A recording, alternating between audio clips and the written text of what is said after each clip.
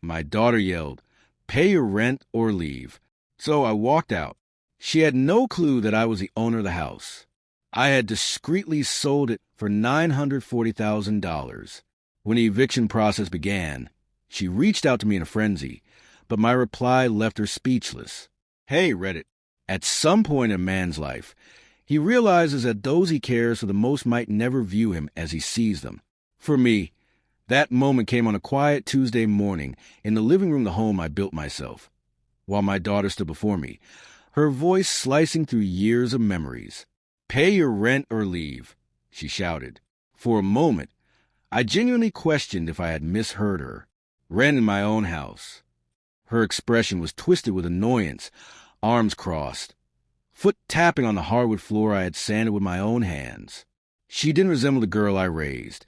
She seemed like a stranger wearing her face. I stood there, silent and shocked, feeling the floor shift beneath me. That house was more than just a structure.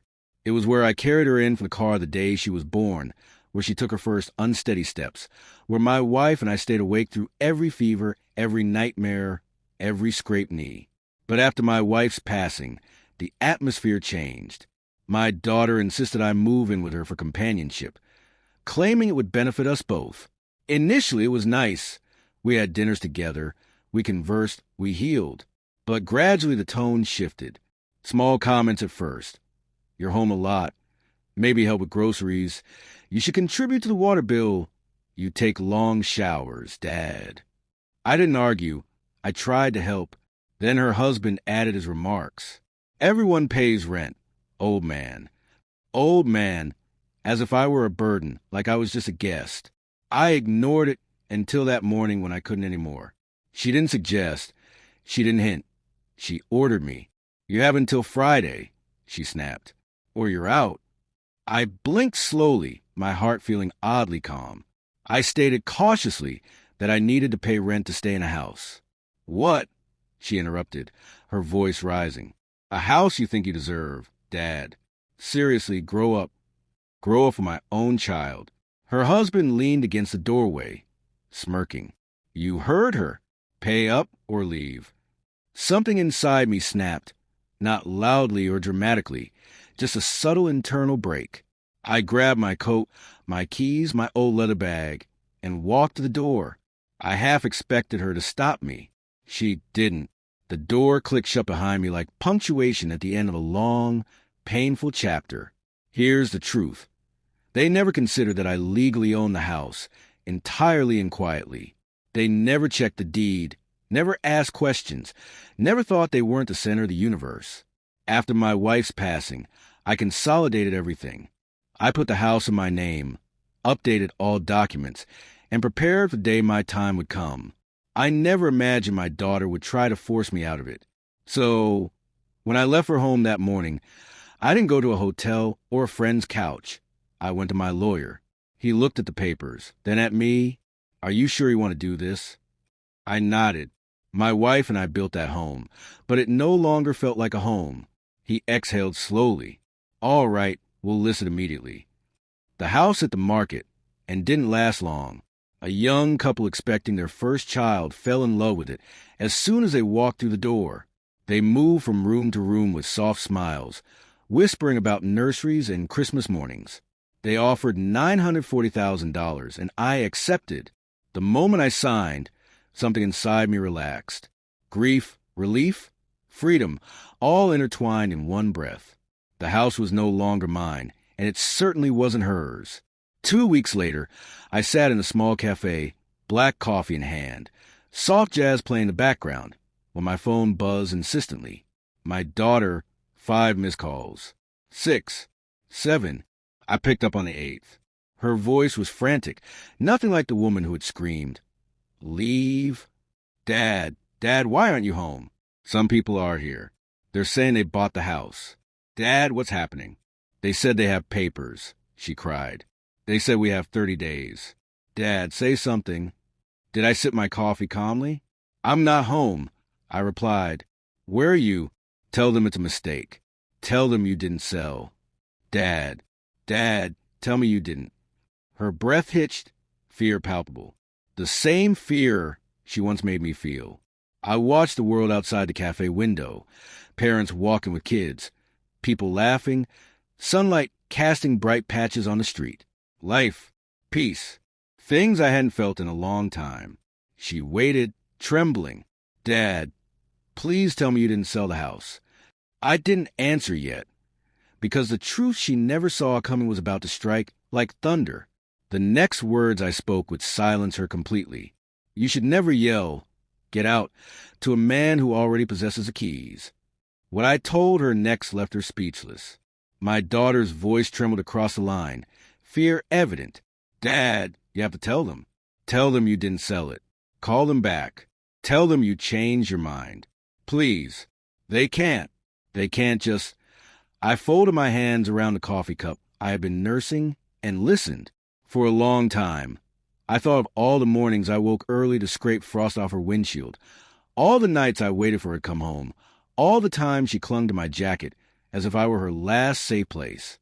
But listening isn't the same as hearing. I heard only panic now. No gratitude, no memory, just the noise of people who suddenly needed something they'd spent years neglecting to appreciate. Sarah, I said, and the name felt strange on my tongue. I sold the house. Silence enveloped us, thick and heavy. You what? Her voice was raw, cracking into a whisper. I sold it 2 weeks ago. It closed last Monday. There was a long, terrible breath on the other end. Then the pleading returned, frantic and thin. You can't do that, she whispered. Dad, you can't. Don't leave us. This wasn't a conversation to be begged out of. It was an explanation I owed, and I intended to deliver it firmly, with no tremor that could be used to distort the truth. I'm not leaving, I said calmly, but I will not be forced from my home by those who turned their backs when I needed love, not accounting. I sold it because it had become a place of disrespect. I converted the asset into something that protects the future I choose. Her breath stopped somewhere between a sob and a plea. Where is the money? She demanded. Who did you sell it to? Give it back. Give it back. I set the cup down and replied with steadiness. It took me a lifetime to develop. I sold it to a young couple who will raise their child in that house, filled with laughter and homework on the kitchen table. The proceeds were placed in a trust. For your children, not for you. There it was. My sentence landed with the weight of a tide. Silence, then a strangled cry. You promised. You promised, she stammered, as if a promise were something I owed her, because she had once wanted something from me. I promised to be a father, I said, not a bank. My daughter's husband burst into the room then, his face pale and frantic. This is extortion, he almost shouted. You can't just... You're going to ruin us. How will we? How will you what? I retorted. Live in a house you didn't earn? Keep the armor of entitlement patched with my kindness? He leaned forward, chest heaving, and then he uttered something I had heard all my life in various forms. You owe us. No, I said. The word fell like winter sunlight, clean and cold. I owe you nothing. As their shouting escalated into a clamor on their end of the line, I did something I had rehearsed in my mind for hours. I reached into my wallet, took out my phone, and opened an app. Look, I said, holding the screen out to them, though they were miles away and couldn't see the printed documents waiting on my kitchen table. I've already done the accounting. The trust holds the proceeds. There's a college fund. There's a modest annuity for me to live comfortably without their interference. And there's a moving stipend for you to help you transition. A new kind of silence enveloped us, bewilderment followed by disbelief. You did what? My daughter whispered. I set the trust so your children's education is secure, I explained. I made sure they will have a roof and food, but not at the cost of making me disappear. And I arranged a relocation fund. It will cover 6 months' rent, moving expenses, and counseling if you want help getting back on your feet and learning how to treat people with respect. She was breathless with a mix of gratitude and fury that felt almost obscene. You think that's enough? You think a check will fix this? You sold my future. I sold the future of a house that had become a cage, I replied. I converted it into a future I want, one that treats my grandchildren kindly but also teaches accountability. There was a long, choked sound, my daughter's grief morphing into something sharper. You tricked us," she accused. "You waited until we kicked you out, and then used it as a stain to punish us." I shook my head, even though she couldn't see me. "No, I waited until I was ready to stop being moved like a chess piece in your plans. I chose instead to make a gift that bind the future, without allowing the present to be a weapon." The conversation shifted from pleading to bargaining, from bargaining to accusations. They hurled insults at me, threatened legal action, and accused me of elder abuse for acting in my own best interest. They tried to shame me for finally thinking of myself. And you know what the strangest thing was? That bitterness taught me compassion. At one point, my daughter wailed, broken and sincere, "I'm scared, Dad. We have nowhere to go.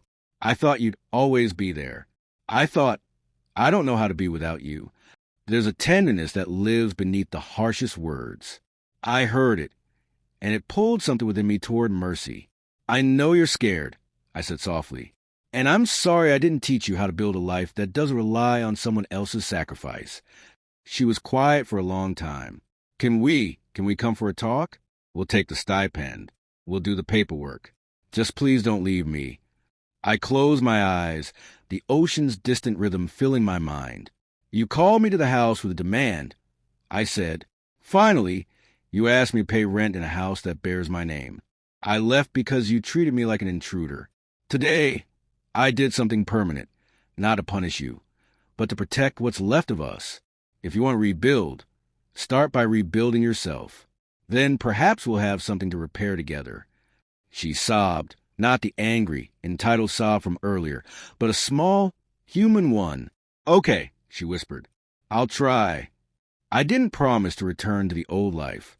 I promised only to be there in measured, mutual ways, like a man who has learned his worth stands, generous but not at the expense of his dignity. When I hung up, I felt lighter than I had in years. It wasn't victory, it was clarity. They had taken their shot at me. I took mine at them, not to harm, but to create a life where I wasn't disposable. And for the first time since my wife's funeral, I slept like a man who finally owned his own.